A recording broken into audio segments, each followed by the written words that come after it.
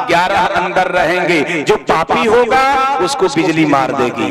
पहला निकला, 5 मिनट बीता, वापस आया। इसी तरह 11 लोग आए और 11 वापस चले गए, किसी को बिजली नहीं मारी। और जब 11 लोग अंदर झोपड़ी में तय होकर चले गए तो 11 ने तय कर लिया कि ये 12वां ही पापी है, इसी की वजह से बिजली कड़क रही थी।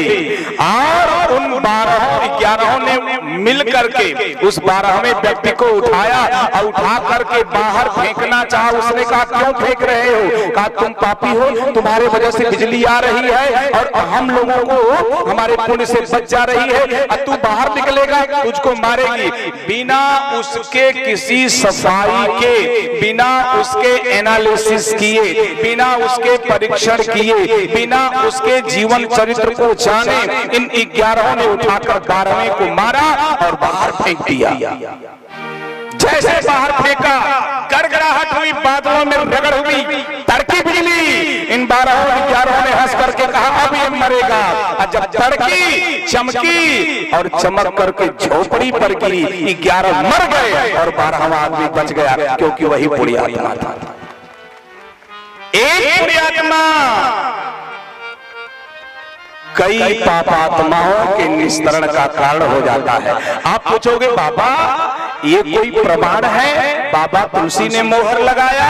बाबा तुलसी ने मोहर लगाया, रावण जब ही विभीषण त्यागा तो भयं विभव विनु तब ही रावण के लंका में जब तक विभीषण जी थे तब तक बाबा तुलसी ने रावण को अभागा नहीं लिखा। और जैसे विभीषण संत रावण से अलग हुए, बाबा की लेखनी उठी और बाबा ने लिख दिया, अस कही चला विभीषण जब ही, अस कही चला विभीषण जब ही, आयुहीन भय सब तबहि, आयुहीन भय सब तबहि, विभीषण रावण जब विभीषण भयं विभव विनु तबहि भयं विभव विनु तबहि। गजब की यहाँ और बात अभी निकल के आती है। रावण ने विभीषण को त्यागा, विभीषण ने रावण को नहीं त्यागा। पाप ने पुण्य को त्याग कर दिया, फिर भी पुण्य ने पाप का त्याग नहीं किया। ये पुण्य की विशेषता, ये संत की विशेषता।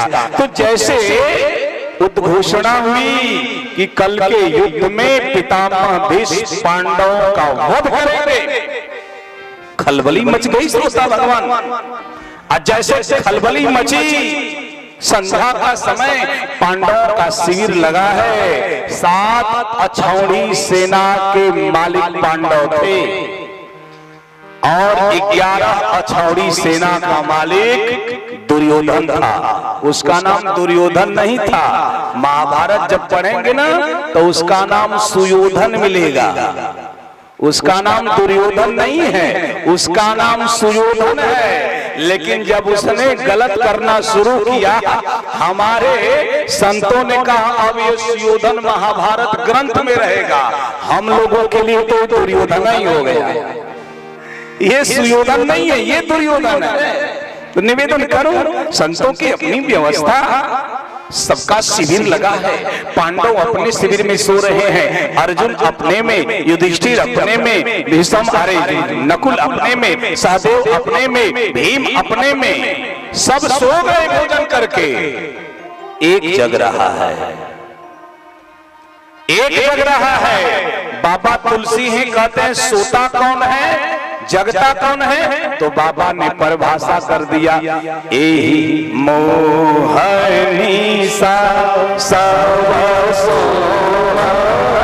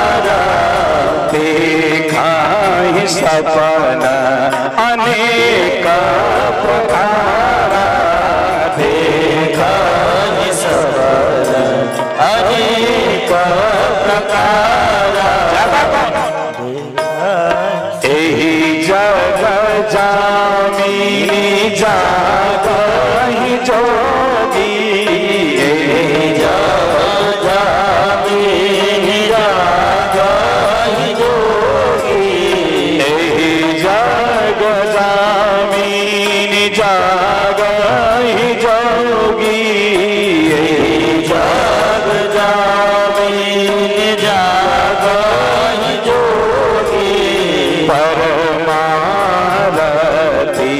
प्रपंच वियोगी, परमारति प्रपंच वियोगी, काहे जग जामिनी जागहि जोगी, परमारति प्रपंच वियोगी। योगी जग रहा है। कौन योगी है? सच्चिदानंद रूपाय विश्वोत्पत्त्यादि है तवै तापत्रय विनाशाय श्री कृष्णाय वयं नमः। वराहपीडं नटवरवपु कर्णयो कर्णिकारं बिभ्रददासः कनककपिशं वैजयन्ती च मालां रन्ध्रवेणुरधरसुधया पूरयन् गोपवृन्दै वृन्दारण्यं स्वपदरमणं प्राविशदगीतकीर्तिः। कृष्णाय वासुदेवाय हरये परमात्मने प्रणतक्लेशनाशाय गोविंदाय नमो नमः। भगवान कृष्ण जाग रहे हैं। अब जग के मैया जानते हैं कहां पहुंचे? अर्जुन के शिविर में। अब जैसे अर्जुन के शिविर में पहुंचे, अर्जुन की निद्रा टूटी। अर्जुन ने कन्हैया को प्रणाम किया और प्रणाम करके कहा, रात्रि हो गई कान्हा, सखे रात्रि हो गई, आप जग रहे हो? कृष्ण भगवान ने हंस के कहा, और तू सो रहा है? तू सो रहा है? अर्जुन ने कहा, युद्ध से थका हूं, सो रहा हूं। कन्हैया ने कहा, तुझे नहीं पता है कि पितामह भीष्म ने कल तुम पांडवों में से किसी एक का वध करने का प्रतिज्ञा किया है, प्रण किया है, निश्चय किया है, शपथ लिया है? अर्जुन ने कहा, जानता हूं। तो कहा, फिर भी तू सो रहा है? अरे कहा, कल की बात कल देखी जाएगी, आज तो सो ले। कन्हैया ने कहा, तुझे नींद कैसे आ रही है? तू सो कैसे रहा है? अर्जुन ने हंस करके कहा, मैं इसलिए सो रहा हूं कि आप जग रहे हो। जय हो। मैं इसलिए सो रहा हूं कि आप जग रहे हो। कन्हैया सोचे, ये तो गजब का फ्री का नौकर। क्यों मास्टर साहब? मंगनी को बैला जोरिया रात, जोता पंचो सारी रात। सुना है ना?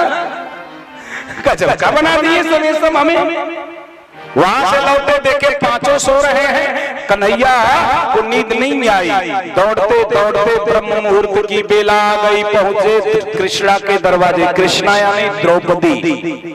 द्रौपदी के शिविर में पहुंचे। द्रौपदी ने प्रणाम किया, कान्हा आप जग रहे हो? कन्हैया ने कहा, इन पांडवों को कोई चिंता फिक्र नहीं है, सारी चिंता तो मैं लेके घूम रहा हूं। क्यों? ऐसी ऐसी बात है, तुमको मेरा साथ देना पड़ेगा। द्रौपदी ने कहा, क्या करना है भैया? कन्हैया ने कहा, द्रौपदी एक काम करो, स्नान करो, तैयार हो जाओ, ब्रह्म मुहूर्त में चलते हैं। जब पितामह भीष्म पूजा करके उठेंगे, घूंघट काट करके उनको प्रणाम करना, इतना ही करना है। तैयार हो गई द्रौपदी। जैसे तैयार हो गई द्रौपदी, जब द्रौपदी तैयार होती है, आगे बढ़ती है, ज्योति की आवाज आती है। कन्हैया ने कहा, द्रौपदी रुक जा। द्रौपदी रुक गई। क्या करोगे? कहा, तू ज्योति निकाल। कौरवों का शिविर आ गया, पितामह भीष्म का शिविर आ गया, ज्योति निकाल। क्यों? बोले ज्योति से आवाज आ रही है। आज जैसे कहा ज्योति निकाल, कृष्णा ने ज्योति निकाला, कन्हैया ने ज्योति उठाया, कांख में दबा लिया। ये परमात्मा है। ये परमात्मा है। जूती निकाला, कांख में दबा दिया, पहुंच गए। और जैसे पहुंचे, द्रौपदी अंदर घुसी, प्रवेश कर गई। अब प्रवेश करी, उसी समय पितामह भीष्म पूजा करके उठे।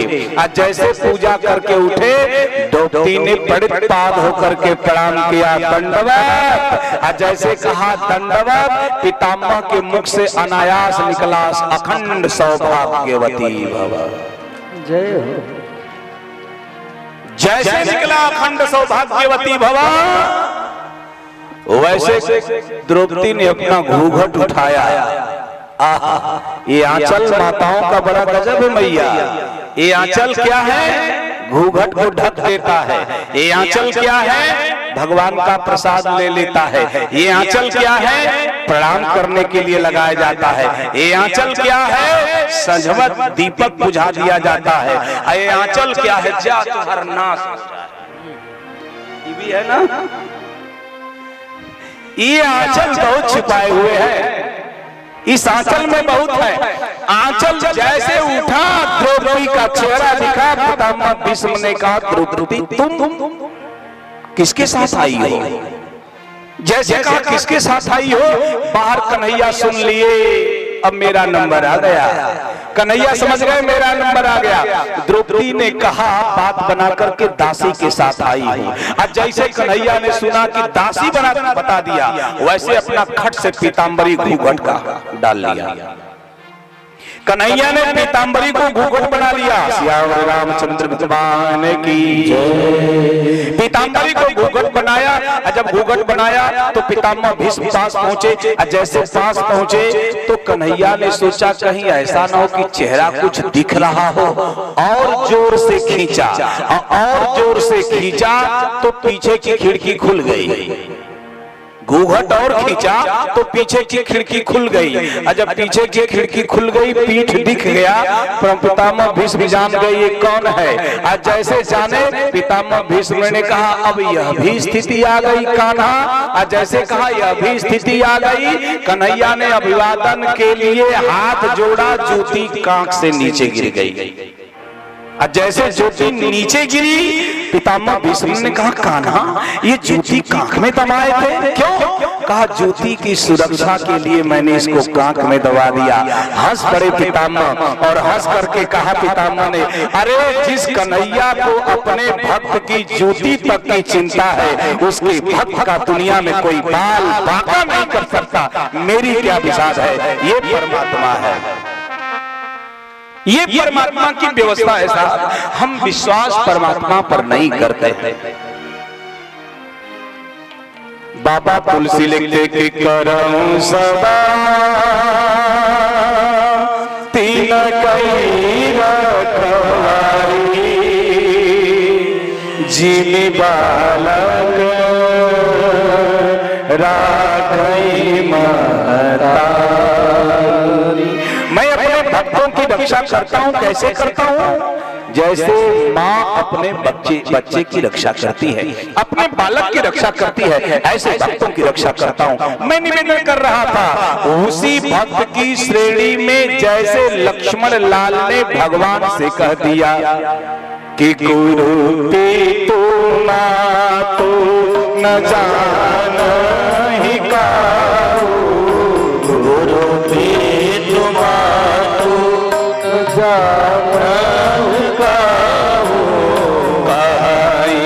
सुभाव नाथ पतिया। आवाज पतिया हमरे राम एक तुम स्वामी, हमरे राम एक तुम स्वामी। बंधु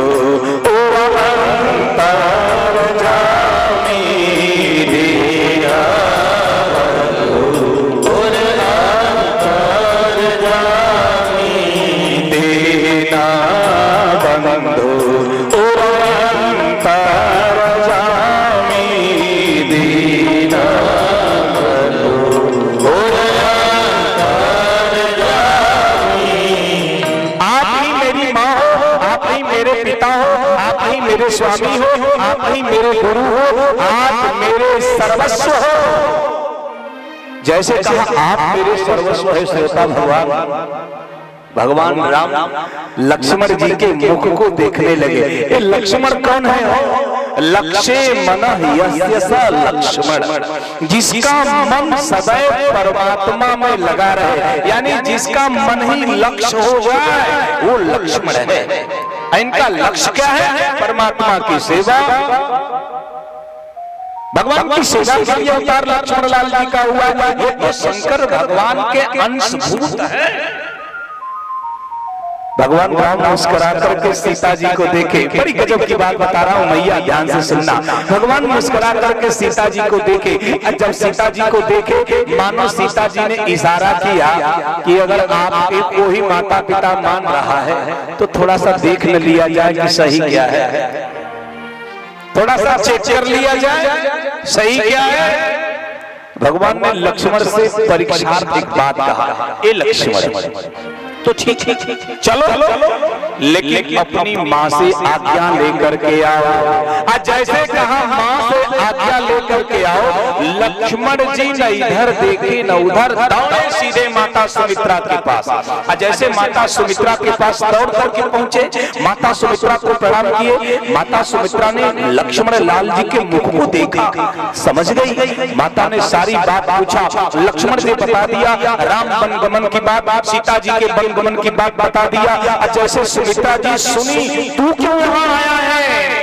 लक्ष्मण जी ने कहा मैं तो आपका आदेश लेने आया हूँ, आप मेरी माँ हो। जैसे कहा आप मेरी माँ हो, सुमित्रा ने लक्ष्मण से कहा चूक गया लाल, चूक गया लाल।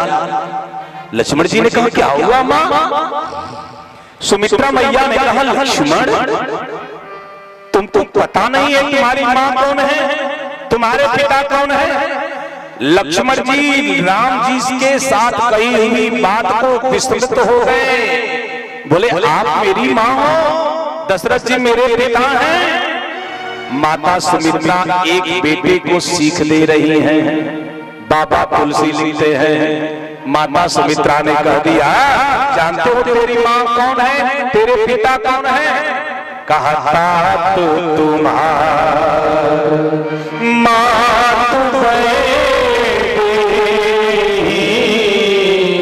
पिता सब भांति, तुम्हारी माँ कौन है? तुम्हारी माँ मैंने ही, तेरी माँ सीता है, अब पिता राम सब भांति। लक्ष्मण जी ने कहा यही बात तो मैं भगवान से कह के आया। ओहो, परमात्मा ने तुरंत परीक्षा लिया और मैं उस परीक्षा में उत्तीर्ण न होकर के सीधे अपनी माँ जनने वाली माँ सुमित्रा के पास लाया, प्रणाम किया। अब प्रणाम करके आए, अच्छे लोग बैठे हो, चंदा की इस पावन धरा पर बैठी हुई मेरी बेटियां बहनें मातृ शक्तियां हैं, ये भाई तुल्य लोग हैं, पुत्रवत लोग हैं, पिता तुल्य हैं, चाचा दादा के जैसे लोग हैं। एक चीज आपको पूछूं और आप बताना, छोटा परिवार सुखी परिवार कितने लोग सुने हैं? हाथ जड़ा उठाएं। छोटा परिवार सुखी परिवार कितने लोग सुने हैं? है ना? दीवालों पर, सरकारी इमारतों की दीवालों पर, अखबार में, टीवी के प्रचार में, तमाम जगह ये बात कही जाती है छोटा परिवार सुखी परिवार। कितने लोग इसको सही मानते हैं? हाथ उठाएं। बहुत चालाक लोग हैं, कहीं हाथ उठा के फंस न जाए। छोटा परिवार सुखी परिवार, आप भले न हाथ उठाएं, ये सूत्र चल रहा है, इसलिए परिवारों का विखंडन हो रहा है। ये सूत्र चल रहा है तभी परिवारों का विखंडन हो रहा है। हम हैं, हमेश हैं, बापूत गणेश हैं, यही तो है आज के दौर में। बाप पति पत्नी बेटा बेटी, बस इसके बाद परिवार कोई मानता नहीं है। न माँ को मानता, पिता को, दादा को मानता, न दादी को मानता, न चाचा को मानता, न चाची को मानता। एक बात आज विश्राम दिवस की बेला में बता के आपसे जाऊंगा, मैं न छोटे परिवार का विरोधी हूँ, न मैं बड़े परिवार का समर्थन करता हूँ। मैं सत्य बताना चाहता हूँ, छोटा परिवार, सुखी परिवार ये सही है कि नहीं? बड़ा परिवार, सुखी परिवार ये सही है कि नहीं, ये बताऊंगा। अच्छा बताइए, पति पत्नी एक ही बेटा हो, इससे छोटा परिवार कोई होगा? बोलो श्रोता भगवान, नहीं ना। पति पत्नी एक बेटा, इससे छोटा परिवार दुनिया में कोई नहीं हो सकता। अगर बेटा रावण निकल गया तो हो गए सुखी। बेटा ओसामा बिन लादेन निकल गया तो हो गए सुखी? नहीं। मान लेते पति पत्नी एक ही बेटी है, शूर्पणखा निकल गई, हो गए सुखी। लेकिन सावधान, एक ही बेटा श्रवण कुमार हुआ, इतिहास के पन्नों में अमर हो गया। एक ही बेटा धुंधकारी हुआ, अकॉर्डिंग टू भागवत, माँ को कुएं में डूबना पड़ा, अब बाप को घर छोड़ना पड़ा। यानी छोटा परिवार, सुखी परिवार ये सही भी कहा जा सकता और गलत भी कहा जा सकता। अब बड़ा परिवार ले, बड़ा परिवार, सुखी परिवार, तो दुनिया का सबसे बड़ा परिवार आदरणीय मास्टर साहब हुआ रावण का। 1 लाख पुत्र, 1.25 लाख नाती, आते ही रावण घर। दुनिया का सबसे बड़ा परिवार रावण का था। अगर आज रावण होता और तरारी से उठ जाता चुनाव तो 2.25 लाख वोट घर है। जय हो। सामने वाले की जमानत जब्त हो जाती। कोई बचा? कोई नहीं बचा। लेकिन 4 बेटे दशरथ जी के, राम, लक्ष्मण, भरत, शत्रुघ्न, कथा बन गई। 5 बेटे पांडवों के, युधिष्ठिर, भीम, अर्जुन, नकुल, सहदेव, इतिहास बन गया। 100 बेटे धृतराष्ट्र के, एक भी दिया जलाने वाला नहीं बचा। न बड़ा परिवार सुखी है, न छोटा परिवार सुखी है। अगर है तो संस्कारित परिवार सुखी है। जिस परिवार में संस्कार है वह परिवार सुखी है। पेट को भूख लगे, पेट को भूख लगे तो आहार चाहिए, हृदय को भूख लगे तो प्यार चाहिए, मस्तिष्क को भूख लगे तो विचार चाहिए, जीवन में भूख लगे तो संस्कार चाहिए। बिना संस्कार के आपका जीवन चलने वाला नहीं है। एक और बात बता दूं लगे हाथ, जानती हो मैया, पहले हम लोगों का परिवार कैसा था? हम लोग किसान हैं, खेत में हो रही है कथा। पहले हम लोगों का परिवार गेहूं के खेत की क्यारी जैसा होता था। गेहूं के खेत की क्यारी जैसा, धान के खेत की क्यारी जैसा, यानी समतल। एक जगह पानी खोल दो पूरा खेत भर जाता था। क्यों दत्ता? एक जगह पानी खोल दो पूरा खेत भर जाता था। एक जगह धान में पानी खोलो पूरा धान का खेत भर जाता था। यानी परिवार का एक मुखिया हुआ करता था और परिवार का पालन पोषण हो जाया करता था। यानी परिवार पहले क्यारियों के जैसा हुआ। जब हम वेल क्वालिफाइड हो गए, बड़ी यूनिवर्सिटीज में पढ़ लिए, वेस्टर्न कल्चर को एक्सेप्ट कर लिए, और जब बड़ी डिग्री होल्डर हो गए, जब हम अत्यधिक पढ़ लिए तो ये क्यारी का संस्कार खत्म हो गया। बंगला में गमला देखे हैं? बंगला में गमला, गमला संस्कृति पैदा हुई। एक गमला, उसके बगल में दूसरा गमला, उसके बगल में तीसरा गमला। खासियत क्या है? क्यारी में एक जगह पानी खोले पूरी क्यारी भरती है। गमले की खासियत है, एक गमले में कितना भी पानी दे दे वो दूसरे गमले को एक बूंद पानी देने वाला नहीं है। यही परिवारों की स्थिति है आज के दौर में। एक भाई कितना भी कमा ले, दूसरे भाई की बिटिया के ब्याह में उसके पास चवन्नी बैंक में नहीं रहता है देने के लिए। ये संस्कार परिवारों का चल रहा है। निवेदन करूं इन संस्कारों ने हमारे देश को, हमारे समाज को, हमारे राष्ट्र को इस कदर तोड़ना शुरू किया कि भाई भाई का हितैषी न होकर के खातेदार हो गया, हकदार हो गया। भाई कौन? एक भोजपुरी में कहावत आती थी, निबिया रे करियो करुआसल तब तो शीतल छांव, भाई रे निर्दयिया तब तो दाही बाह। इस संस्कार में हम लोग पढ़े, उसी संस्कार में भगवान राम के छोटे भाई लक्ष्मण को जैसे कहा, ए लक्ष्मण तेरी माँ कौन है, तेरे पिता कौन है, तू नहीं जानता। जैसे लक्ष्मण को सुमित्रा जी ने बताया, लक्ष्मण जी श्रोता भगवान दौड़ करके गए। जैसे दौड़ करके गए, राम जी के चरणों में गिरे। राम जी ने कहा, ए लक्ष्मण एक निवेदन सुन लो, न भरत है घर पे, न शत्रुघ्न घर पे है, मैं जंगल जा रहा हूँ, सीता जंगल जा रही है, पिताजी दुख में डूबे हुए हैं, माँ रो रुदन कर रही है, अयोध्या में शोक की लहर दौड़ गई है, राजप्रासाद श्मशान के जैसा हो गया है। लक्ष्मण इस वक्त अगर तुम रहोगे तो सत्ता को संभाल लोगे, राजा पिता रूपी जो राजा है उनको समझा लोगे, जनता में उठे हुए विद्रोह को दबा लोगे। लक्ष्मण जी ने कहा, आप हमें छोड़ दोगे? लक्ष्मण जी ने कहा, आप हमें छोड़ दोगे? एक संत ने एक भक्त की वेदना को लिखा। एक भक्त भगवान से कहता है, आप अगर कृपा नहीं करोगे तो कौन कृपा करेगा? भगवान ने कहा, मैं तो तैयार हूं। भक्त ने हाथ जोड़ा और भगवान से निवेदन कर दिया, काहे कृपा न कैला का पैला हमें बिसार दे, बिगड़ी बना दो हे स्वामी तू संसार हे बिगड़ी बना दो हे स्वामी तू संसार के।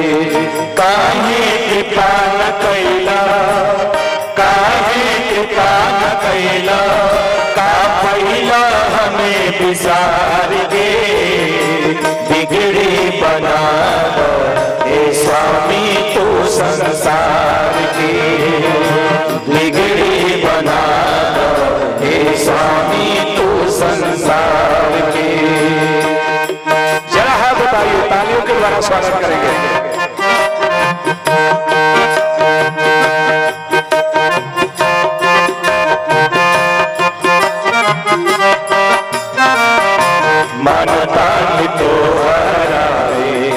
बसला परनवा, पानी तो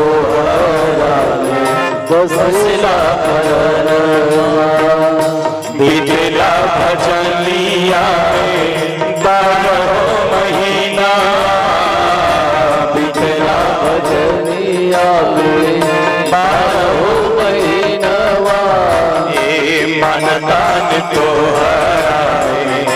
बसला परनवा, बीतला भजनिया में 12 महीनवा, फिर काहे ना अइला, फिर काहे ना अइला, रह गइला मनवा मार दे, बिगड़ी बना ए स्वामी तू संसार के, बिगड़ी बना स्वामी तू संसार के। काहे कृपा न कैला, काहे कृपा न कैला का पैला हमें बिसार दे, बिगड़ी बना ए स्वामी तू संसार के, बिगड़ी बना ए स्वामी तू संसार के।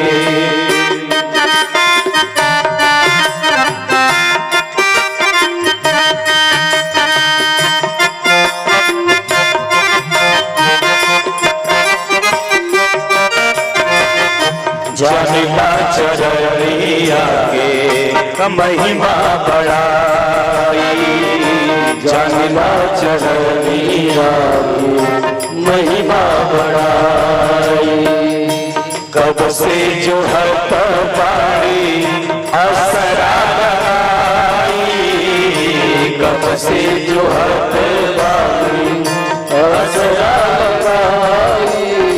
ये जानना चरनिया के महिमा बढ़ाई। कब से जो हट बाई असरा लगाई, अब से बना के भैया, अब से बना के भैया, अब से बना के भैया, अब से बना के भैया, बानैया कुंज पतवार दे बिगड़ी बना हे स्वामी तू संसार के, बिगड़ी बना हे स्वामी तू संसार के। काहे कृपा न कैला, काहे कृपा न कैला, का पैला हमें विसार के, बिगड़ी बना हे स्वामी तो संसार के, बिगड़ी बना हे स्वामी तो संसार के।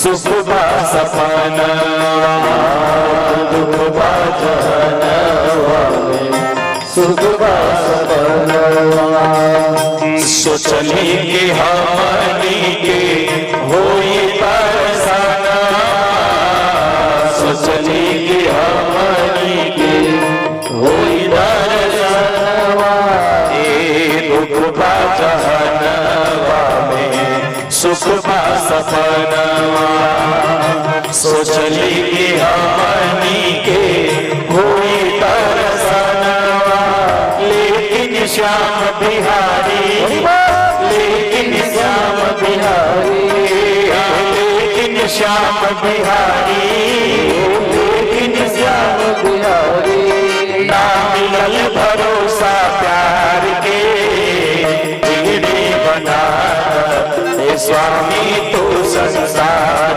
के, बिगड़ी बना हे स्वामी तो संसार के।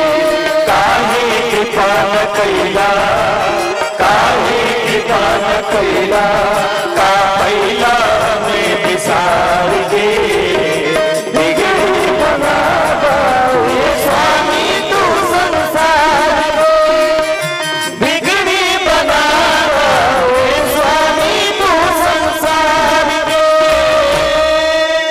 लक्ष्मण जी ने हाथ जोड़ करके भगवान से कहा, सरकार अगर आपके साथ नहीं जाऊंगा तो सुन लीजिए, न मैं माँ को मानता हूँ, न पिता को मानता हूँ, न गुरु को मानता हूँ। अरे तो मानते किसको हो? कहा सब कुछ सबई हमरे राम एक तुम स्वामी, एक ही आप हो, एको अहम द्वितीयो नास्ति। वेदांत भगवान लक्ष्मण बोल रहे हैं, एको अहम द्वितीयो नास्ति, एक ही है, बाकी दूसरा फिर नहीं है। लक्ष्मण जी के जीवन में न द्वैत है, न द्वैताद्वैत है, न द्वैत है, न वशिष्ठाद्वैत है। लक्ष्मण जी के जीवन में अद्वैत है, अद्वैत है। यानी एक मेरे मालिक आप हो, आपके सिवा मेरा कोई नहीं है। राम जी ने कहा ठीक है लक्ष्मण, अगर ये है तो चलो। आज जैसे श्रोता भगवान बड़े मन से सुनना, जैसे राम जी आगे हुए, आज जैसे 2 कदम राम जी आगे बढ़े, माता जानकी जी 2 कदम आगे बढ़ी, और तब तक एक आवाज कान में आई राम की, राम ठहर जा। राम ठहर गए। राम जी ने कहा क्या हुआ मैया? माता कौशल्या ने राम जी के पास जाकर के सीता जी के हाथ को ऐसे पकड़ लिया। अब पकड़ करके कहा राम, अब तक तूने सीता के गुण को जाना, सीता की अच्छाई को जाना, सीता की सुंदरता को जाना, सीता के सार्थकता को जाना, सीता के अर्थ को जाना, सीता को समझा, लेकिन एक कमी सीता की मैं बताती हूं। जंगल जा रहे हो, राम जी बोले हाँ। कहा जंगल में पेड़ होंगे? हाँ मां पेड़ है। कहा पेड़ में बंदर होगा? माता ने कहा बंदर होगा। राम जी ने कहा बंदर जंगल में रहते हैं। सीता जी को देख करके माता कौशल्या भारत की सास बहू के हाथ को पकड़ करके अपने बेटे को एक परिचय कराते हुए बोली, एक दिन की बात है राम, ये सीता जो तेरे साथ जंगल जा रही है ना, जिसको तूने कहा हंस गमन तुम नहीं बन जोगू, वो सीता एक दिन मेरे कक्ष में मुझे प्रणाम करने के लिए आई। तो कहा जैसे मेरे कक्ष में सीता ने प्रवेश किया, मेरे कक्ष की दीवारों पर चित्र बने थे। सीता देख रही थी, खिलखिला रही थी, हंस रही थी, मुस्कुरा रही थी, आगे बढ़ रही थी। अचानक मेरे कमरे में, मेरे कक्ष की दीवार के कोने में एक चित्र टंगा है। उस चित्र में जंगल है, जंगल में पेड़, पेड़ पर जैसे सीता ने बंदर देखा वैसे सीता धड़ाम से गिरी और मूर्छित हो गई। उस चित्र के बंदर को देख करके जैसे सीता मूर्छित हुई, गिरने की आवाज आई, मैं दौड़ करके गई, देखा सीता का दांत लग गया है, सीता मूर्छित है। मैंने जल का छिड़काव किया, स्पर्श किया, ठंडी बाहर आंचल से बहाया, स्पर्श किया, गाल को इधर उधर छुआ, सीता को होश आया। मैंने पूछा क्या हुआ बिटिया? सीता ने इशारा किया, फिर आंख मूंद दी। तो राम जी ने कहा कहना क्या चाहती हो? माता कौशल्या ने राम से कहा, ए राम, अगर मेरी बहू चित्र के बंदर को देख करके मूर्छित हो जा रही है तो जंगल में जब सही का बंदर मिलेगा तो मेरी बहू का प्राण निकल जाएगा, इसलिए तो सिय बन बसही ताप कहीं भाती, ये तो चित्र लिखित कवि देखा, ये तो चित्र के बंदर को देख करके डर जाती है, असली बंदर देखेगी प्राण निकल जाएगा। तो आप बिहार वालों को बड़ी पीड़ा होगी कि मेरे घर की बेटी बहन सीता को रितेश बाबा बोल रहे हैं कि बंदर से डरती है। तो सुन लेना, माता बंदर से देख करके डरी नहीं, जैसे बंदर को मैया ने देखा वैसे मैया जानकी जी को याद आया। क्या? बोले नारद का श्राप याद आ गया कि नारद ने मेरे पति विष्णु भगवान को श्राप दिया था। कौन सा श्राप दिया बाबा? काका बाबा तुलसी लिखते हैं श्राप दिया था कि बोलो जरा, बंचे होहि जवन धरि देवा, बंचे होहि जवन धरि देवा, सुईता न धरे हो श्राप मम मेरा, सुईता न धरे हो श्राप मम मेरा, कृत तुम कीन हमारी, पतिया कृत तुम कीन हमारी, करिहाई की सहाय तुम्हारी, करिहाई की सहाय तुम्हारी, मम अपकार कीन्हा तुम भारी, मम अपकार कीन्हा तुम भारी, तारी विरह तुम होव दुखारी, तारी विरह तुम होव दुखारी, तारी विरह तुम होव दुखारी। सीता जी ने जैसे बंदर को देखा, नारद जी का विष्णु भगवान को दिया गया श्राप आया कि विष्णु भगवान ने श्राप दिया है कि मम अपकार किन्न तुम भारी, नार विरह तुम होव दुखाई। यानी मेरे विरह का कारण कौन? बोले कब या तो तुम किन्न हमारी बंदर बनाए हो, तो बंदर तुम्हारी सहायता करेंगे। मेरे विरह का समय आ गया, इसलिए सीता जी को मूर्छा आ गई, क्योंकि बिना राम के सीता जी एक क्षण रहने वाली नहीं थी, इसलिए मैया मूर्छित हो गई। तो कौशल्या जी ने कहा ये जब चित्र के बंदर को देख करके मूर्छित हो जाती है, असली बंदर मिलेगा तो सीता का क्या होगा? राम जी ने कहा मैया ध्यान दिया जाएगा, आप चिंता न करें। इतना कह करके भगवान राम आगे बढ़ते हैं। और जैसे आगे बढ़ते हैं, सियावर रामचंद्र भगवान की जैसे आगे बढ़ते हैं, पीछे से शोर आता है। पीछे से भगवान राम के कानों में शोर आता है। कौन सा? त्राहिमाम ताहिमाम सर्वतिहारी पाहिमाम पाहिमाम। भगवान पीछे मुड़े तो देखे दास और दासियों का जत्था दौड़ता हुआ राम जी और सीता जी के पीछे आ रहा है। ये वो जत्था है जो महाराजा जनक ने अपने बिटिया जानकी और भगवान राम के सेवा के लिए जनकपुर से दासी और दासियों को भेजा था। जब उन दास और दासियों ने देखा मेरे नाथ जा रहे हैं, मेरी जानकी जो जा रही है, इनके बिना तो हम जी नहीं सकते हैं, इस जानकी और भगवान के बिना अयोध्या में रहना हमारे बस की बात नहीं है। रोते हुए चित्कार करते हुए दास और दासी आगे बढ़े, और जैसे आगे बढ़े भगवान की मुड़ गए, और जब मुड़े तो उनके चरणों पर पड़ी पाद हो गए। भगवान ने दास और दासियों को उठाया। दासी दास बुलाए बहुरी, अगुरु ही चरण बोले कर जो। गुरुदेव ने प्रणाम करके विश्वामित्र जी को बुलाया, प्रणाम करके कहा गुरुदेव राम को आप मानते हो? हाँ राम। तो राम का एक निवेदन स्वीकार करोगे? बोलो राम।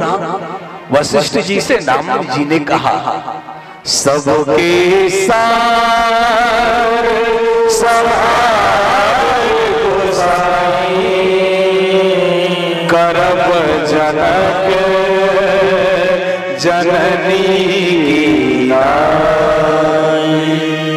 इस जनक इस बिहार के पावन प्रांगण में बैठे हुए सूर्य श्रोता भगवान जिस राम के ऊपर आज पापी लोग उंगली उठा करके कहते हैं राम जी ने भेदभाव किया, उन राम ने दास और दासियों को ख्याल रखने के लिए माता और पिता तक की जिम्मेदारी दे दिया वशिष्ठ को।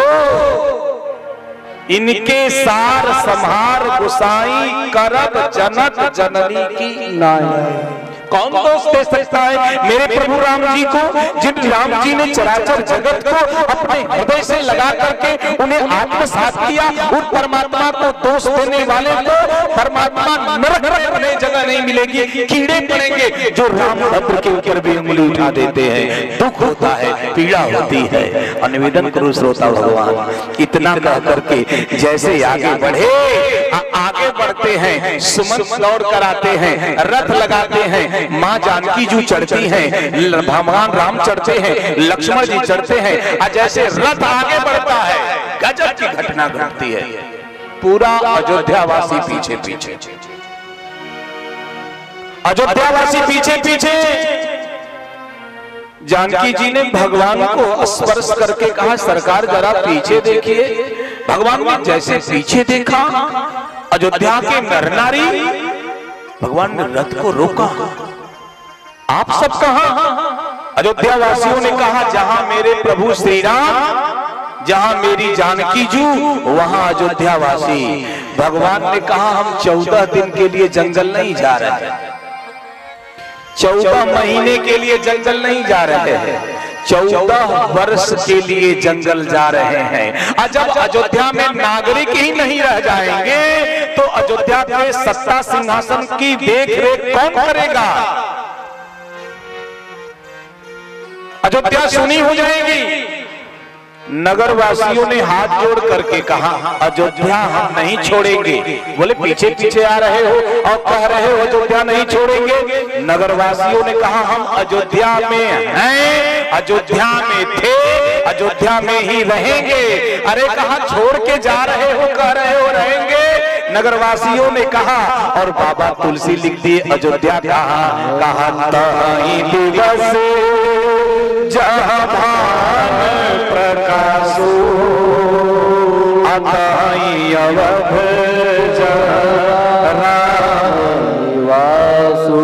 जहां राम है वहीं अयोध्या है, जहां सूर्य है वही दिन है। हम तो राम को छोड़ने वाले ही नहीं हैं, हम तो राम जी के साथ हैं। भगवान लाख समझाए माने नहीं, पीछे पीछे चल दिए तमसा के किनारे। तमसा के किनारे रुक गए, सांझ हो गई। राम जी शाम को रुके, प्रथम सत्र बीता। और जब रात्रि का द्वितीय सत्र आया, अब ध्यान दीजिएगा, रात्रि का जैसे द्वितीय सत्र आया वैसे भगवान जी ने एक सरसरी निगाह डाला। क्या? बोले देखे अयोध्या वासी हो, कुछ लोग जग रहे हैं।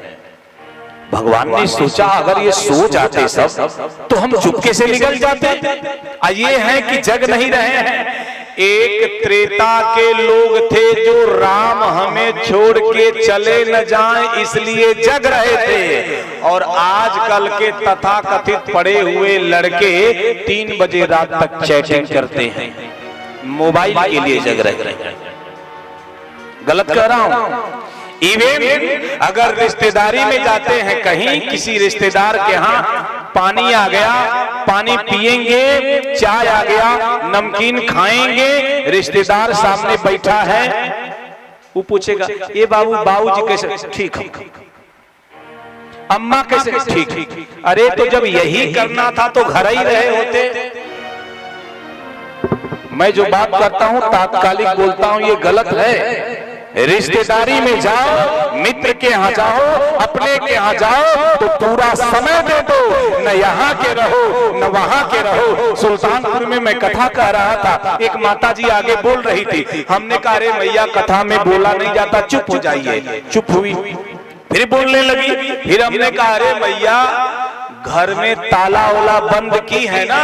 बोली बाबा तालावा तो बंद की है, खिचलका भूल गई है कि बंद है कि बैठी हैं पंडाल में खींच रही हैं ताला, तो न यहाँ के न वहां के। गए मियां रहीमा नहीं में ना वही में। आप वर्तमान में जीना सीखिए, जहां जाते हो वहां होके बन के रहिए, तब जाकर के संबंधों का निर्वाह हो जाएगा। अब तो इतने एडवांस हो गए हैं, सुन लो, शहरों में रहने वाले लड़के जो नाती पोते हो जाते हैं, उन पोतों को अपने बाबा का चेहरा तक नहीं याद रह जाता, इतने एडवांस हम हो गए, इतने एडवांस हो गए हैं कि जिसकी कोई सीमा नहीं है, सब छूटता जा रहा है। निवेदन करो, लोग जग रहे थे। भगवान ने सीता जी से कहा, सीता जी ने कहा जी, कहा ये लोग जो जग रहे हैं, ये लोग साथ चलेंगे तो लीला हो पाएगी। सीता जी ने कहा तो क्या करें? कहा महामाया को बुलाओ। बुला के क्या करेंगे? कहा सबको सुला दो। सीता जी बोली कि आप समाज को जगाने आए हैं कि सुलाने?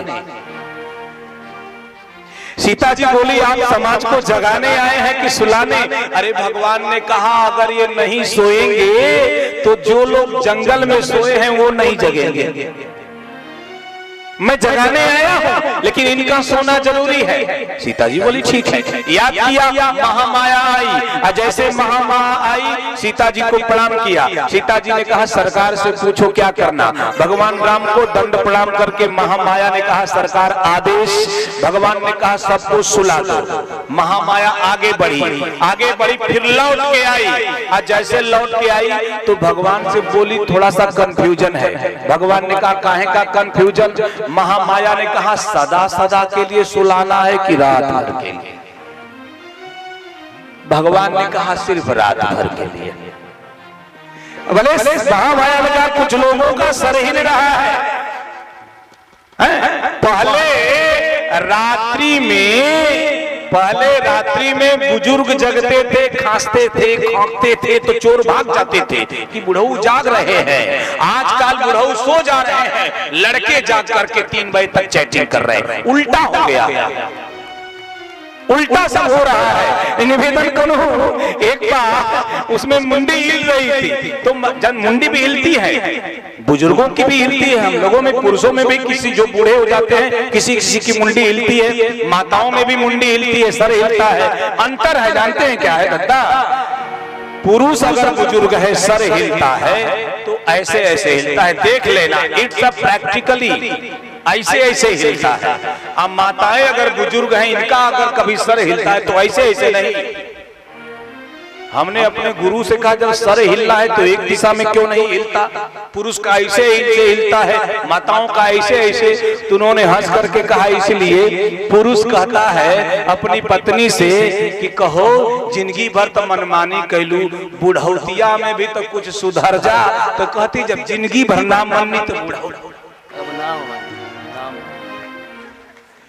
विनोदय है, अन्यथा मत जाइएगा। सियावर रामचंद्र भगवान की जय। माँ माया ने अपना दिखाया, कछुक देव माया मती मोई। सो गए।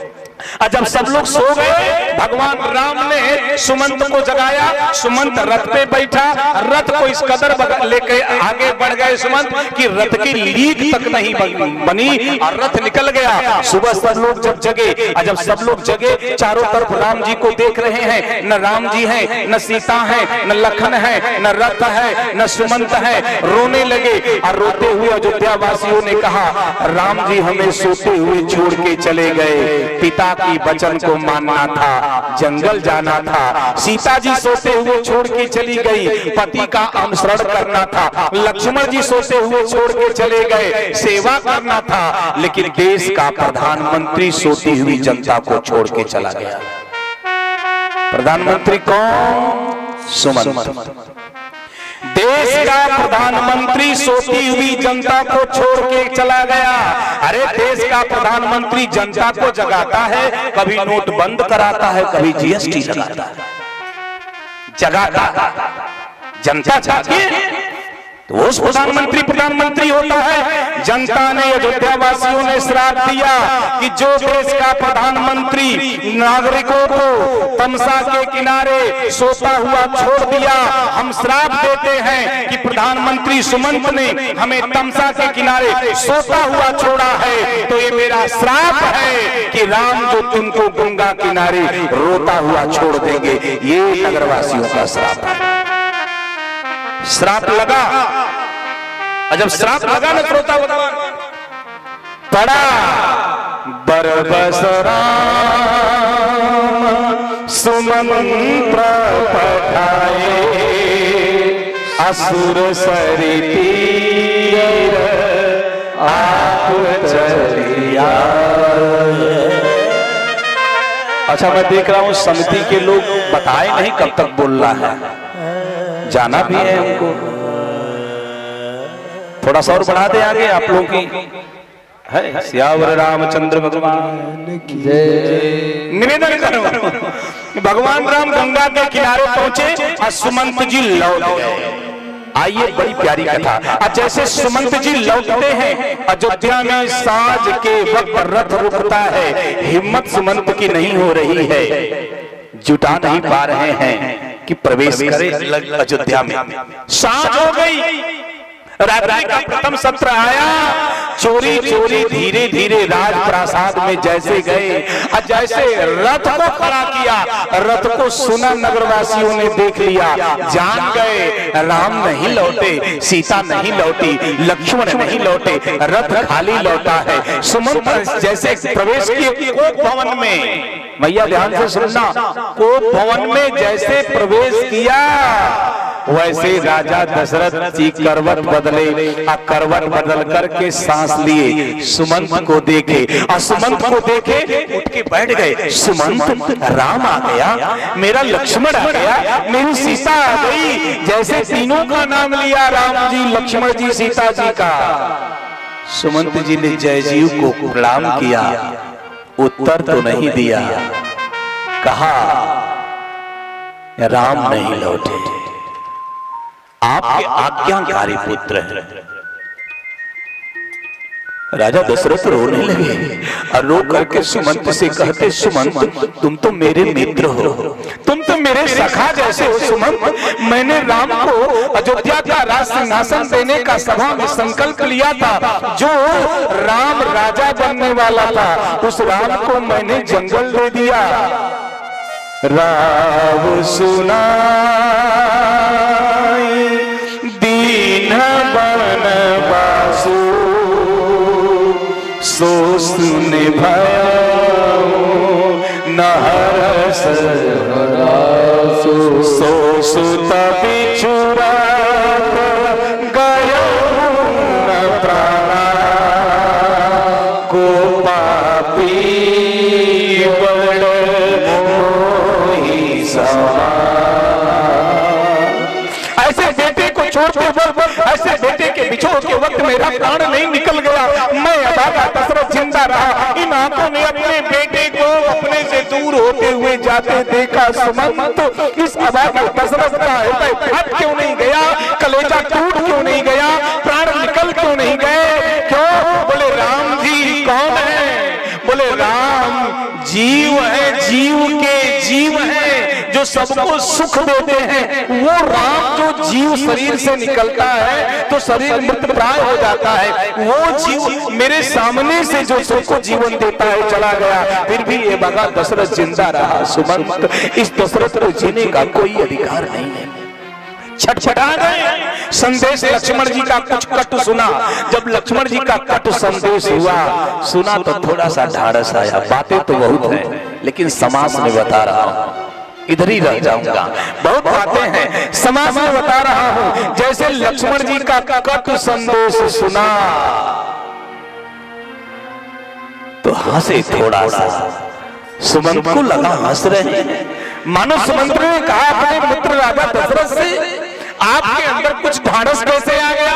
राजा दशरथ ने कहा कि जो लक्ष्मण अपने भाई के लिए अपने बाप को कठोर शब्द से संबोधित कर सकता है, उस लक्ष्मण के जीते मेरे राम पर कोई आँच आने वाली नहीं है। आश्वस्त हो गया। मेरा लक्ष्मण जब तक है मेरे राम के ऊपर कोई देख नहीं सकता टेढ़ी निगाह से। अब मैं आश्वस्त होकर के मरूंगा।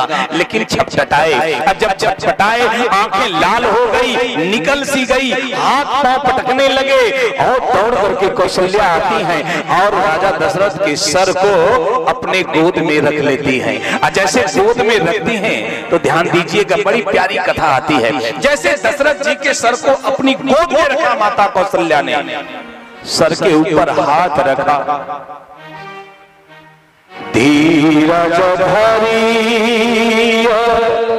तपाई पारू नाई तटू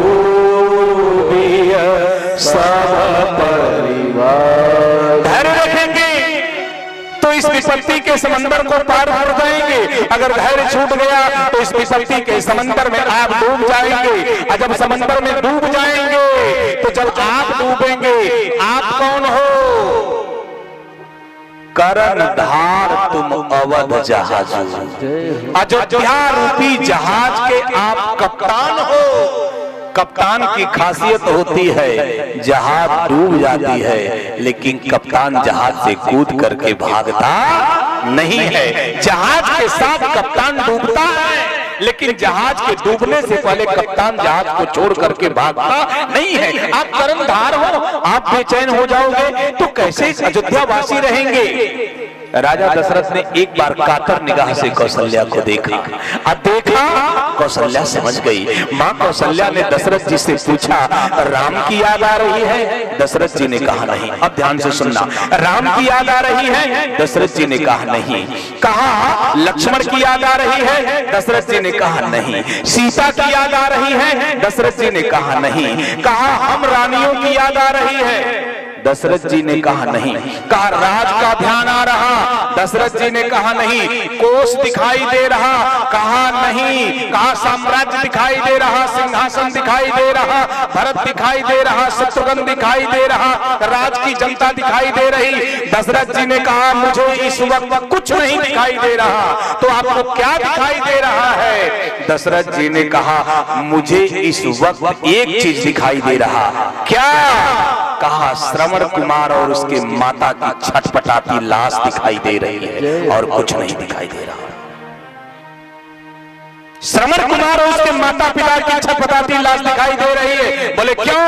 बोले मरते हुए आदमी के अंदर जब बेचैनी आती है तो लोग समझते हैं कि जम जाचना हो रही है। जम जाचना नहीं, उस वक्त आदमी का किया गया कर्म पिक्चर की तरह से उसके आंखों के सामने से गुजरता है। उस आदमी का किया गया कर्म उसके आंखों के सामने तस्वीर की जैसे गुजरता है। अच्छा किया हो तो, बुरा किया हो तो। अब सब छूट रहा है, सब छूट रहा है। एक संत ने लिखा सब कुछ छूटे, सब कुछ छूटे, हरि बोल। कीर्तनो तू भैया जड़ी बूटी जाएंगे, सब कुछ छूटे। कीर्तनो तू भैया जड़ी बूटी जाएंगे, सब कुछ छूटे, सब कुछ छूटे, सब कुछ छूटे, सब कुछ छूटे, सब कुछ छूटे। कितना तू खैबा जड़ी बूटी जाएगी पड़ी, सब कुछ छूटे। कितना तू खैबा जड़ी बूटी जाएगी पड़ी, सब कुछ छूटे। कितना तू खैबा जड़ी बूटी जाएगी पड़ी, सब कुछ छूटे। कितना तू खैबा जड़ी बूटी जाएगी पड़ी, सब कुछ छूटे।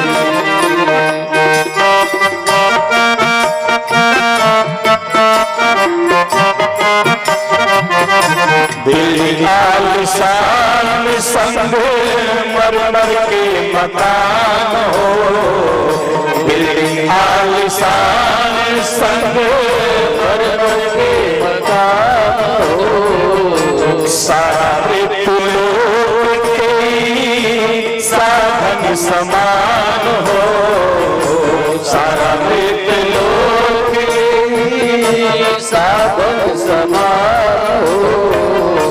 बिल्डिंग आलिशान संग मर मर के मकान हो, सारा मृत्यु लोग के साधन समान हो।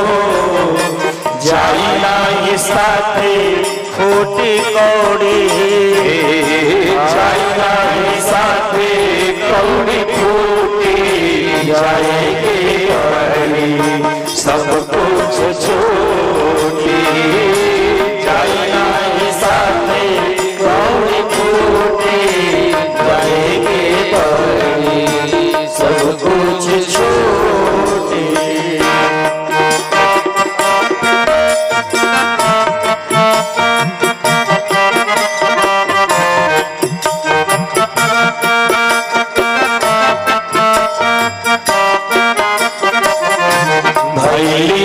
वसुधाना पालिता शीश के, भैली वसुधा पालिता शीश के।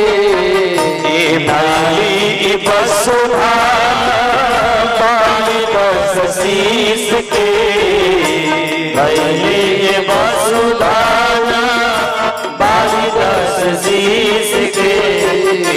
नाई अवनीश के, नाही कोनो चक्रवर्ती अवनीश के। ई भैली वसुधाना पाल 10 शीश के, नाही कोनो चक्रवर्ती अवनीश के। सांस के डोरी जहिया टूटी जाए के परे, सांस के डोरी जहिया टूटी जाए के परे, सब कुछ छूटी। सांस के डोरी जहिया टूटी जाए के परे, सब कुछ छूटी। कितनो तो खैबो जड़ी बूटी, जीवन का सत्य छूटी।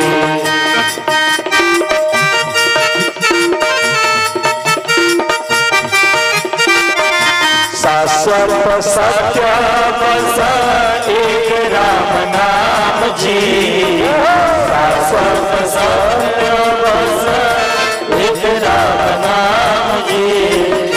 राजन शिकारी के बस यही से बदाम जी, राजन शिकारी यही से बदाम जी। शाश्वत सत्य बस एक राम नाम जी, राजन शिकारी के बस यही से बदाम जी। राम भक्त के हो नहीं लोगे,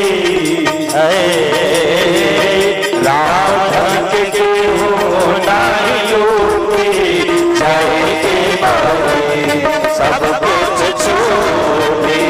राम भक्त के हो नहीं लोगे, सब कुछ छोड़े। कितना तो खैबा जड़ी बूटी, सब कुछ छूटी। कितना तो खैबा जड़ी बूटी,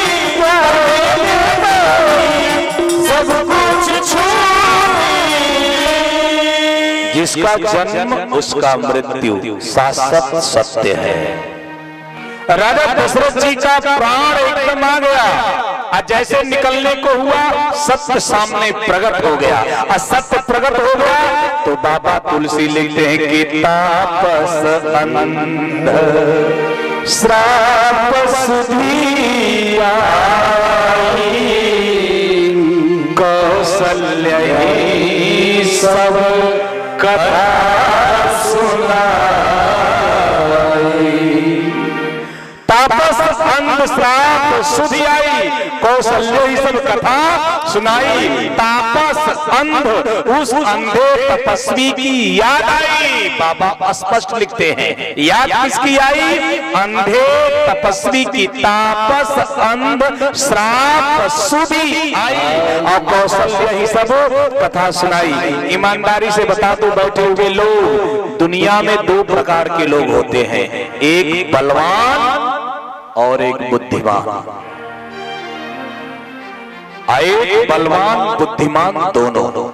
बलवान माने शारीरिक नहीं, प्रतापी जिसको कहते हैं, इसका प्रताप हो। राजा दशरथ दोनों हैं, प्रतापी भी हैं, बुद्धिमान भी हैं। इसलिए अपने किए गए पाप को दशरथ जी ने छुपा दिया। कोई जानता नहीं था, कौशल्या तक नहीं जानती थी कि श्रवण कुमार का वध और उनके माता पिता के मरने का कारण मेरे पति हैं। इसलिए बाबा तुलसी है, तापस अंध साप सुधि आई, कौशल्या ही सब कथा अब बता रहे हैं। कब? जब शरीर से प्राण निकलने वाला है तब। यानी या तो लोग जानते थे तो दशरथ जी के प्रताप और प्रभाव के बल से उनके सामने कुछ कह नहीं पाए, या तो दशरथ जी ने बड़ी चालाकी से अपने पाप को छुपा लिया। लेकिन पाप से और प्रताप से भी छुपाया गया पाप मृत्यु के समय प्रकट हो जाता है, उसे भोगना ही पड़ता है। अवश्य में भोक्तव्यम कृतम कर्म शुभा काहु न को सुख दुख कर दाता, काहु न को सुख दुख कर दाता, निज कित करन भोग सब भाता, निज कित करन भोग सब भाता। काहु न को सुख दुख कर दाता, काहु न को सुख दुख कर दाता, निज कृत कर्म भोग सब भाता, निज कृत कर्म भोग सब भाता। कर्म प्रधान विश्व हरिया, कर्म प्रधान विश्व हरिया, जो जस करई सो तस फल चाहा, जो जस करई सो तस फल चाहा।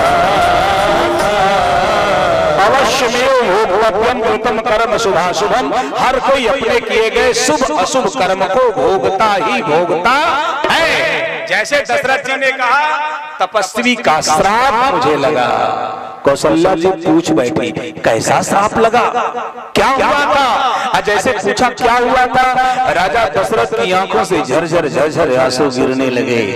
कौशल्या जी ने कहा रोइए मत, बताइए हुआ क्या था? जैसे कहा हुआ क्या था, तो बैठे हुए श्रुति श्रोता समाज बताओ। दशरथ जी ने बताना शुरू किया, ए कौशल्या, मैं राजा दशरथ चक्रवर्ती सम्राट, तू जानती है मैं सप्त भेदी बाण चलाना जानता हूं।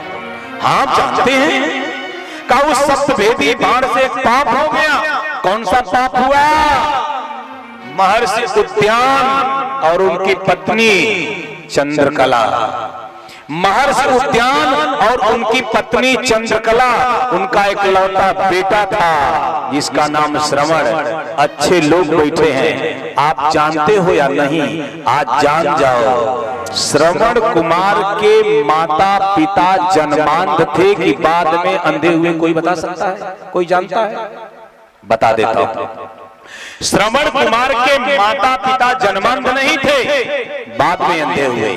कैसे? श्रवण के मां और श्रवण के पिता दोनों बड़े सुंदर थे, बड़ी आंखें थी, रोशनी थी, सब था, धन था, वैभव था, साम्राज्य था, पुत्र नहीं था। दोनों पति पत्नी ने तपस्या किया, और जब पति पत्नी ने तपस्या किया एक तेज पुंज प्रकट हुआ। और जब तेज पुंज प्रकट हुआ, तेज पुंज से आवाज आई, परम प्रोही वरदान मांगो। और जैसे कहा वरदान मांगो, दोनों ने हाथ जोड़ करके कहा, ए प्रकाश, आपकी आवाज सुन सकते हैं, आपको देख नहीं सकते हैं, यद्यपि दर्शन नहीं हो सकता, ये तेज दिख रहा है, फिर भी अपने हृदय के भाव को मैं कह रहा हूं। तेज पुंज ने कहा राज्य चाहिए, राज्य मिलेगा, धन चाहिए, धन मिलेगा, वैभव चाहिए, वैभव मिलेगा, संपत्ति चाहिए, संपत्ति मिलेगी, जो चाहोगे वो मिलेगा। इन पति पत्नी ने कहा सब है, एक चीज नहीं है। कहा क्या? कहा पुत्र नहीं है। तेजपुंज से कहा पुत्र नहीं है। तेजपुंज से आवाज आई, पुत्र नहीं मिलेगा, नहीं है। कहा तो हम लोगों की तपस्या। कहा अगर पुत्र तुमको हम दे भी देते हैं तो तुम लोगों के जीवन में विपत्ति छा जाएगी। दंपत्ति ने कहा कौन सी विपत्ति? कहा अगर पुत्र पैदा होगा और जिस दिन तुम पति पत्नी पुत्र का मुख देखोगे, दोनों के आंखों की रोशनी सदा सदा के लिए चली जाएगी। बताओ, एक तरफ तुम दोनों के आंखों की रोशनी है और दूसरी तरफ पुत्र है, क्या चाहिए? पति और पत्नी दोनों ने निश्चय किया, आंखों की रोशनी चली जाएगी लेकिन पुत्र तो चाहिए। जैसे कहा पुत्र चाहिए, तथास्तु। तथास्तु कहा। श्रवण कुमार की मां गर्भवती हुई, गर्भ में श्रवण कुमार आए, 9वां महीना चल रहा था। और जब प्रसव वेदना हुई तो श्रवण कुमार की मां चंद्रावती ने क्या किया? चंद्रकला ने क्या किया? अपने पति से कहा, ए जी सुन रहे हैं? पति ने कहा क्या? कहा जरा पट्टी लाइए, आंखों पर बांधूंगी। क्यों? बोले बेटे का मुख देखूंगी, अंधा हो जाऊंगी। पत्नी ने जैसे पट्टी बांधा, श्रवण कुमार के पिता ने भी आंख पर पट्टी पट्टी बांध दिया, दोनों की आंखें बंद हो गई। श्रवण कुमार धराधाम पर आए। 1 वर्ष बीता, 2 वर्ष बीता, 3 वर्ष बीता, 4 वर्ष बीता, 5वें वर्ष श्रवण कुमार अपने मित्रों के साथ खेल रहे थे। उनकी आवाज कान में, माँ के कान में गई। जब माँ के कान में गई, आज माँ रोक नहीं पाई और माँ ने कहा अपने पति से, ए जी अब जो भी हो, अब तो मैं लाल का मुख देखूंगी, अब तो मैं लाल का मुख देखूंगी, बिना लाल के मुख के देखे मैं रहने वाली नहीं हूं। पति ने कहा, देवी अंधी हो जाओगी, आंखों की रोशनी चली जाएगी। अगर जिसकी आंखों की रोशनी नहीं है, एक गिलास पानी भी उसे मिलने वाला नहीं है। एक तरफ आंख की रोशनी है और दूसरी तरफ लाल का मुख है, क्या तय करती हो? पत्नी ने कहा, आंख की रोशनी चली जाए लेकिन लाल का मुख देखोगे। जैसे कहा लाल का मुख देखोगी, पत्नी ने आंख की पट्टी खोलने को हाथ बढ़ाया। पति भी पास बैठ गया और पति पत्नी दोनों ने श्रवण कुमार को पास बुलाया। और जैसे श्रवण कुमार को पास बुलाया, अपने आंखों की पट्टी को खोला और दोनों की आंखों से उजली पट्टी खुली और आंखों से पट्टी खुली। और जैसे दोनों पल के ऊपर और नीचे की फैली, श्रवण कुमार का चेहरा जैसे दिखा अभी पूरा देख भी नहीं पाया था। दोनों के आंखों की रोशनी सदा सदा के लिए चली गई। दोनों की आंखों की रोशनी सदा सदा के लिए चली गई। जब वो श्रवण कुमार बड़ा हुआ, 18 वर्ष का हुआ, तो सुन लेना श्रवण कुमार की उम्र के लोगों, श्रवण कुमार के मित्र शंकर जी को जल चढ़ाने जा रहे थे। श्रवण कुमार के मित्र अपने यात्रा पर निकल रहे थे, धाम पे जा रहे थे। श्रवण कुमार ने कहा, मैं जल चढ़ाऊंगा कि नहीं चढ़ाऊंगा, लेकिन अपने माता पिता की अगर इच्छा है तो उनको मैं तीर्थ में कराऊंगा। कांवर बनाया, माता पिता को बिठाया, तीर्थ यात्रा पर निकल करके तीर्थों की यात्रा कराया। तो सुन लेना बैठे हुए लोगों, जो लोग भगवान शंकर को श्रावण महीने में मलमास में सोमवार के दिन जल चढ़ाते हैं, ऐसे लोगों को मैंने भी देखा है जो वैजनाथ धाम जा करके 18 घंटा पैदल दौड़ करके जल चढ़ाते हैं। अच्छा है, चढ़ाओ, लेकिन भगवान शंकर को जल चढ़ाने से पहले जान लेना, लाखों करोड़ों की कतार में खड़े हुए जल को लेकर के अभिषेक करने के लिए भगवान सापाणी शंकर को देखने जल चढ़ाने के लिए ललायित लोगों, आप एक हो अपने माता पिता की। भगवान शंकर को जल चढ़ाना ठीक है, लेकिन समय पर माता पिता की सेवा कर देना। माता पिता को एक गिलास जल देना, 1 लोटा जल दे देना, क्योंकि माता पिता को जो 1 लोटा जल नहीं चढ़ाता है वो शंकर जी को 1000 लोटा भी जल चढ़ाएगा तो शंकर जी की कृपा मिलने वाली नहीं मिलेगी। निवेदन करूं, सच्ची घटना याद आई। चाचा जी, गुजरात की घटना, एक पति और पत्नी के मैया, एक पति और पत्नी, 2 बच्चे थे। माता पिता ने पढ़ाया लिखाया बड़ा बनाया, अधिकारी बन गए दोनों बच्चे, विवाह हो गया, बहुएं आ गई, एम्प्लॉय हो गए, परिवार को लेकर के चले गए। घर कौन रुक गया?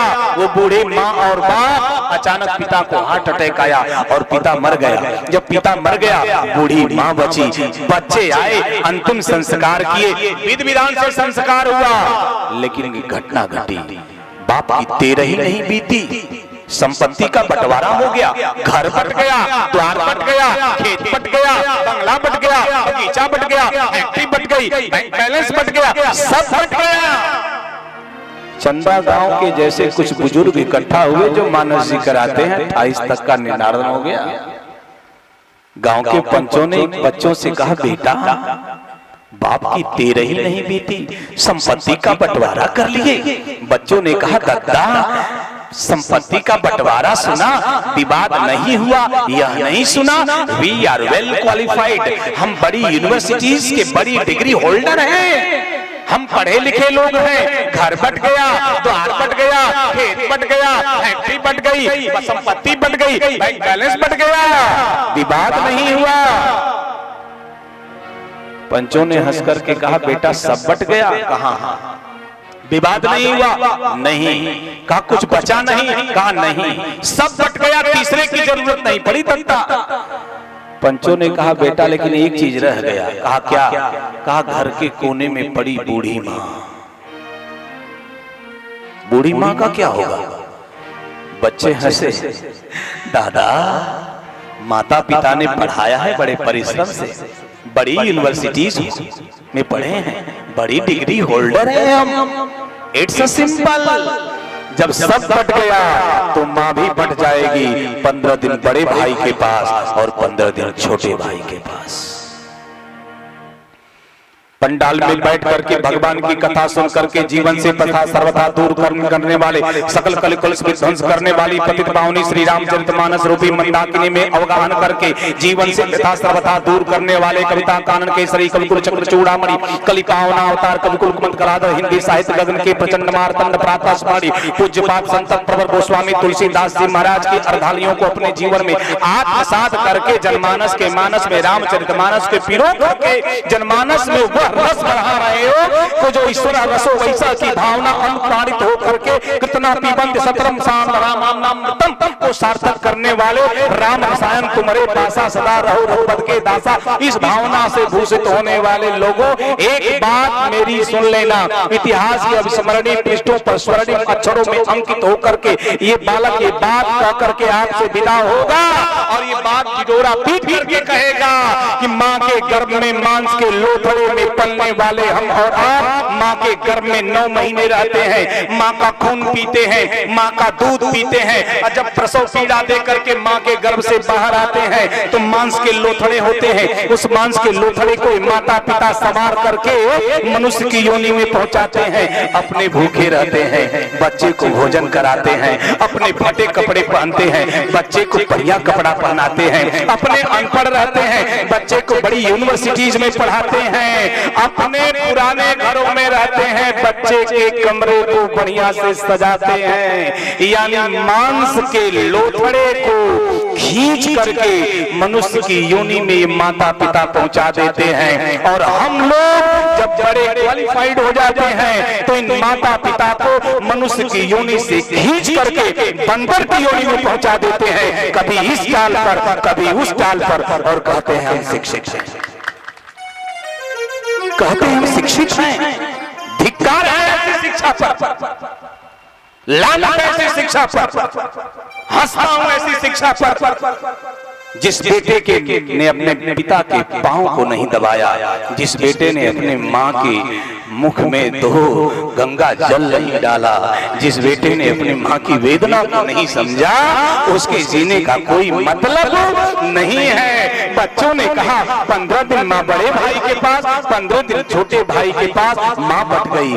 ऐसे ही गांव में सत्संग हुआ, एक संत आए, कथा कहे, विश्राम हुआ, अपने आसन पर गए। जैसे आसन पर गए वो बूढ़ी माँ कथा सुन रही थी जो गांव में थी। बूढ़ी माँ ने बाबा को प्रणाम किया और जब प्रणाम किया तो बाबा ने कहा अम्मा कुछ खाया? अम्मा रोने लगी। बाबा ने कहा क्यों रोती हो? उस मां से ने कहा आज उपवास है। बाबा बोले मैया सोमवार का व्रत है? नहीं। मंगलवार का व्रत है? नहीं। गुरुवार रहती हो? नहीं। अतवार भुगती हो?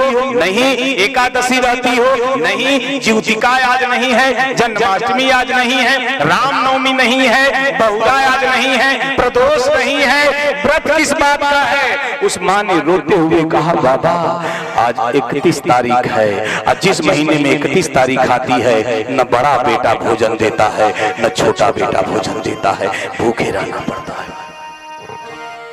मथुरा वृंदावन के अनुग्रहाचार्य के वृद्धाश्रम को देख करके टीवियों पर खिलखिलाने वाले लोगों, इस रितेश की एक बात को सुनना। जिस भारत में मातृ देवो भव, पितृ देवो भव, गुरु देवो भव की परंपरा थी, उस भारत में हजारों ओल्ड हाउस बन गए हैं। ये भारत के लिए लानत की बात है, ये भारत के लिए दुख की बात है। और सुनो, शहरों में तो ओल्ड हाउस बन गए हैं, कुछ मामला ठीक है, गांव में हमने देखा है ऐसे अनाथालय, ऐसे वृद्धाश्रम जो बूढ़े माता पिता अकेले गांव में चल नहीं पाते हैं, वो बूढ़ी माँ रोटी बनाती है और अपने पति को खिलाती है, आंखें छल छला जाती है, रुदन होता है। ऐसे नालायक बच्चों पर अभी बनारस का एक विद्वान दुनिया का साहित्यकार बना, 80 करोड़ का मालिक था, कई किताबों को लिखा था, उसका बेटा अमेरिका, बेटी कैलिफोर्निया, लाश घर में सड़ गई, कोई संस्कार करने वाला नहीं था। ये स्थिति हमारी और आपकी है। लानत है ऐसी जीवन पर, धिक्कार है ऐसे जीवन को। निवेदन करो, प्राण व्यर्थ आ गए और दशरथ ने अपना सत्य बताना शुरू किया। कौशल्या, उस श्रवण कुमार ने अपने माता पिता को तीर्थ करा करके अपने पुण्य को कमाया। उसी तीर्थ में घूमते हुए श्रवण कुमार कांवर लेकर के जब पहुंचा था, अपने पिता और मां को प्यास लगी, जल भरने के लिए जैसे गया तालाब में और जैसे घड़ा को डुबोया, घड़ा के डूबने की आवाज आई। मैंने समझा कोई मृगा है, बाण मार दिया और बाण कलेजे में श्रवण के लगा। प्राण निकलने को हुए, दौड़ करके चित्कार सुन करके मैं पहुंचा, देखा बाण सीने में लगा है, लेकिन एक आंस बधी है। मुझे देख करके कहा, आपने अनजाने में बाण मारा है, मैं आपको क्षमा करता हूं, लेकिन मैं बाण की पीड़ा से नहीं रो रहा दशरथ, मैं अपने माता और पिता को 2 बूंद जल नहीं पिला पा रहा हूं, इसलिए रो रहा हूं। ये घड़ा का पानी ले जाओ और मेरे माता पिता को पिला देना, ये श्रवण तृप्त हो जाएगा। इतना कह करके प्राण छोड़ा और दशरथ जी ने जैसे जल लेकर के श्रवण कुमार के माता पिता को पिलाना चाहा, सत्य प्रकट हो गया। और जब सत्य प्रकट हो गया आपस में श्राप दिया, ऐ राजकुमार दशरथ, जिस तरह आज हम पति और पत्नी इकलौते पुत्र के वियोग में छटपटा करके प्राण दे रहे हैं, उसी तरह तुम भी पुत्र के वियोग में छटपटा करके प्राण दोगे, ये हमारा श्राप है। तापस श्राप सुधी आई, कौशल्या ही सब कथा सुनाई, वर्णत विकल भयं इतिहासा, राम रहित धिग जीवनया, रघुनंदन प्राण पीड़ित, तुम बिनु जियत बहुत दिन बीते, राम राम कही राम कही, राम राम कही तन परिहर रघुवर बिरह, राम गयो सुधा। 6 बार राम का नाम लिया और दशरथ जी ने अपना प्राण त्याग दिया, शरीर से प्राण निकल गया। निवेदन करूं, दशरथ जी राम जी का नाम लेकर के प्राण छोड़े और बाबा तुलसी लिखते हैं कि जन्म जन्म मुनि जतन कराही, अंत राम कही आवत नाहि। उस नाम का नाम निकला, प्राण निकला और स्वर्ग को सधार गए। भरत जी आए, अंतिम संस्कार हुआ, गुरुदेव की आज्ञा लिए चित्रकूट तक राम जी को मनाने के लिए गए। भगवान ने खड़ाऊ दिया, सिंहासन पर रखा, राज शुरू किया। राम जी निकले, दंडका रण गए, शूर्पणखा के मान का काम का मर्दन किया। रावण आया, सीता जी का हरण हुआ, लंका ले गया। हनुमान जी आए, शोध किए, लंका पहुंचे, दाह किए, चूड़ामणि लिए, राम जी को दिए। राम जी समुद्र पर पुल बनाए, अब पुल बना करके लंका में पहुंचे। रावण से युद्ध हुआ। रावण युद्ध बहुत घोर हुआ, बहुत दिनों तक कहा जाएगा। समाज शैली में मैंने कहा आगे की व्यवस्था में हमारे संचालन क्रम में जो भी सप्तमिक वक्त आएंगे, आगे की कथा राम राज्याभिषेक कराएंगे।